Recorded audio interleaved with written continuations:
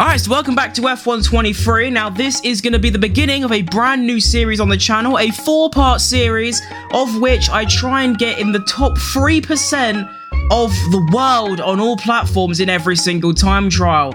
Now, we're going to be covering, like I said, 6 tracks in each episode because I believe there is 24 tracks in total. And I will say, quick disclaimer, there is about 3 or 4 on this list out of the 24 that I just physically can't get no matter how long I grind for it, so sorry about that.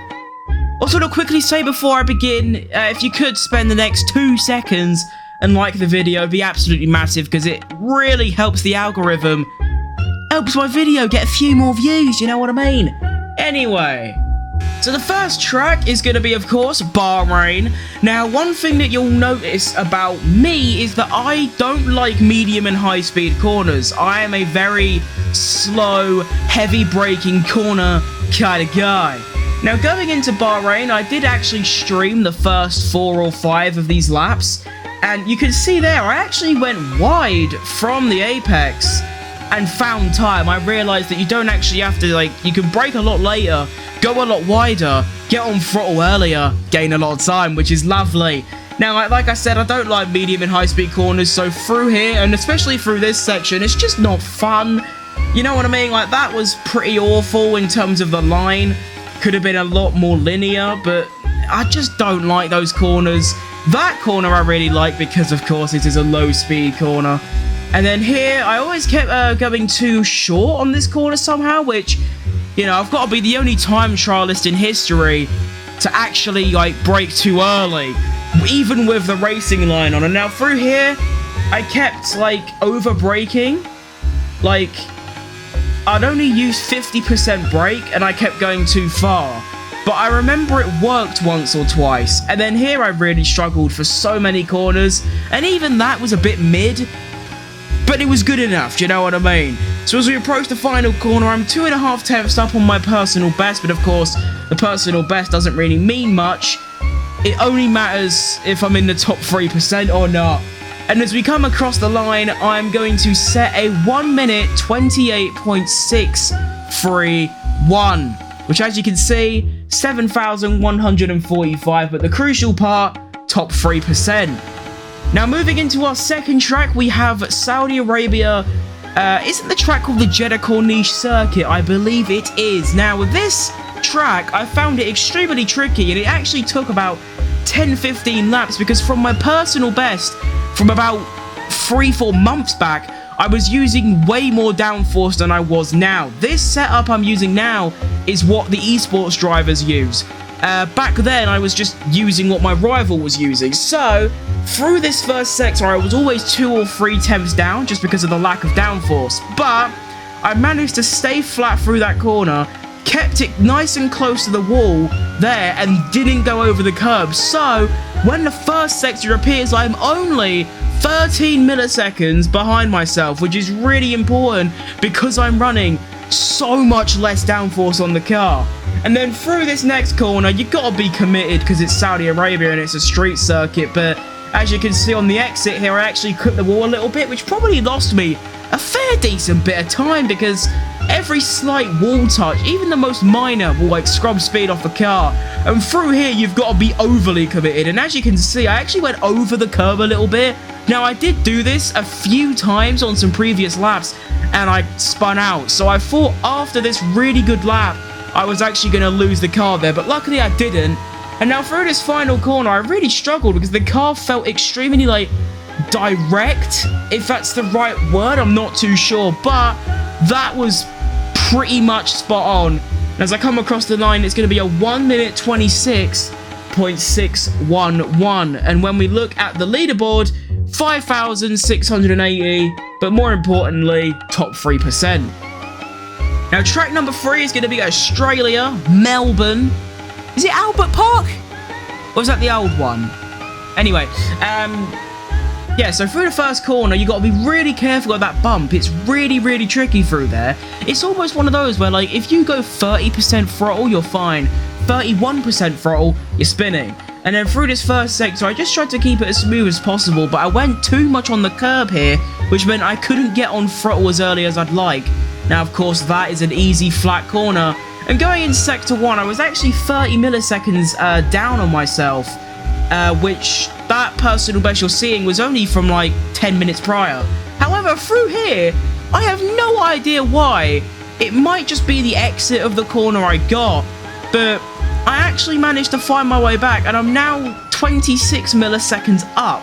Now, I could have been a little bit more tight through there, but I don't think I lost too much time. And now into the final sector, you have to be so late on the brakes, and I wasn't late enough. I actually broke too early, somehow, clipped the red curb and lost a bit of time.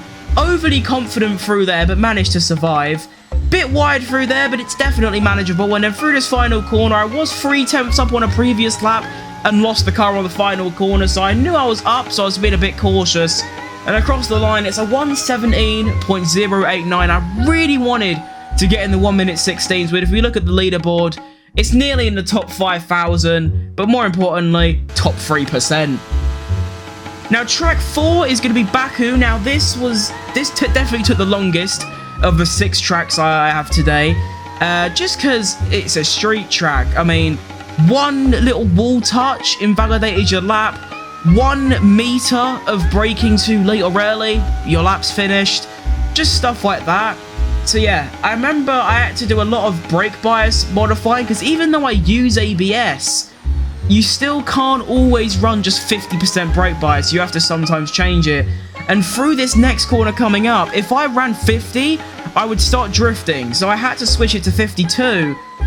And as you can see, it's a bit smooth, but I went wide through that corner and probably lost a good 10th or 2 in that corner alone. But I had the fastest Sector 1, so I pursued on anyway. Through this corner, you got to be careful not to skim that wall. And then you don't want to do a shoulder clear, I am stupid. You got to be super committed through that corner there. And here I actually lost the car a few times on the exit, so I had to be careful of that. But luckily, I didn't.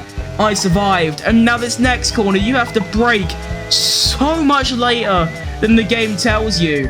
And it is sort of a memory kind of thing, like memorizing the exact point to brake. And then through this final corner, I actually cocked it up quite bad. But I was nearly 2/10 up on myself, so I thought, well, whatever happens, it's at least a 10th improvement. And I only needed 15 milliseconds from my personal best to get in the top 3%. So I only needed a 1:40.313. But as I came across the line, I actually set a 40.178. So a monster of a lap time, and the potential to get into the 139s, nearly in the top 3,000, top 3%, bosh. Track number, what is this? I've lost count. 5. Track number 5 is Miami. Now, like I said at the start, I love some low-speed corners, and this track is plentiful of low-speed corners. Now, going into this first corner, you actually can go a lot more on throttle than I thought. As you can see, I'm actually going about half, more than half, which you can actually do a lot more, to be fair. You can almost go full instantly, which I wasn't expecting. And then for these next set of corners, you can ride the curbs, but you do have to be careful of, like, well, spinning. And as you can see here, you look at my wheel, I had a little bit of a twitch, but I survived. And then going through here, just trying to prioritize a good exit. And I thought this sector was okay, not the best. But as you can see, over 2/10 up on my personal best, which that personal best is actually from months ago. So I was getting really annoyed because I couldn't actually improve on my current personal best from months back, even though I had played the game so much. And through that straight, I lost about a 10th. I think I was running more downforce now. And going up to this section, I just tried to keep it smooth, but I went very aggressive into that first 2 corners. Kept it nice and smooth through there, throttle as early as possible, and look at the time gained. Over 3/10 up on myself now, and I was in this position before. I was actually up even more, and I cocked up the final braking. Not the actual braking, but the traction and the exit. So I just tried to be extremely careful, went a bit wide round there. Got on throttle, and as you can see, I actually lost about a 10th and a half. So there is still another 10th and a half in there.